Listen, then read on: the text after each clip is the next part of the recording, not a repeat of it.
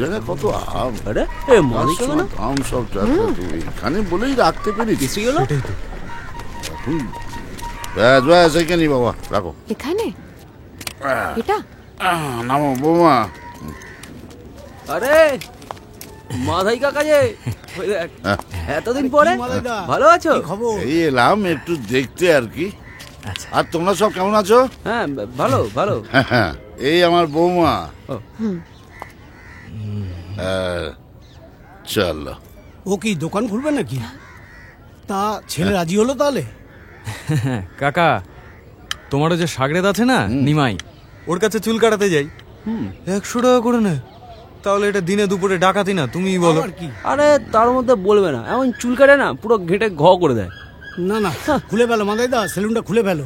দেখবে তোমার পুরনো খদ্দেররা সব সুর করে তোমার কাছে আসছে। পুরনো কি আমরাই আসবো?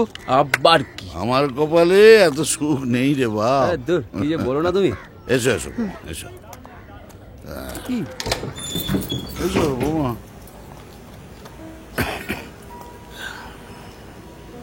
দাঁড়াও।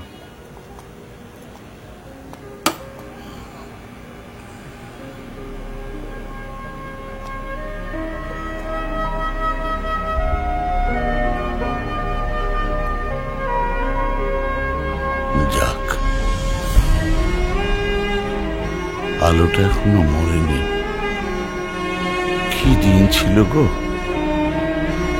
কতদিন আগেকার কথা। শুনলে মনে হয় রূপ কথা। দুটো আয়না আর দুটো চেয়ার বই তো কিছুই ছিল না, কিন্তু মনে সুখ ছিল, চোখে স্বপ্ন ছিল। তা না হলে কি আর এত দূর টেনে নিয়ে আসতে পারতাম? আর আজ দেখো কেমন যেন হয়ে গেছে। কিচ্ছু হয়নি বাবা, তুমি যেমন ছিলে তেমনই আজ। ও বাবা, বলছি যে তুমি এনাদেরও চুল কেটেছো নাকি? হ্যাঁ,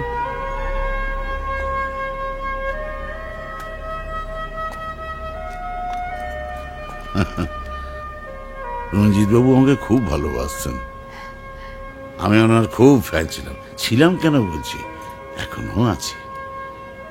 জানো, আমি 70 ছবি 30 বার দেখেছি, আর নবাব ছবি 41 বার। কি সব দিন ছিল। নতুন বউকে সঙ্গে করে এনেছে কেন? বললো তো দোকান দেখাতে। ঢপের চোপের দোকান আবার দেখানোর কি আছে রে? আমার মনে হয় বৌদি দোকান খুলবে। তাই হয় নাকি? মাদাইদার ওই ছেলে বাপকে চুল কাটতে দেয় না, বউকে দেবে?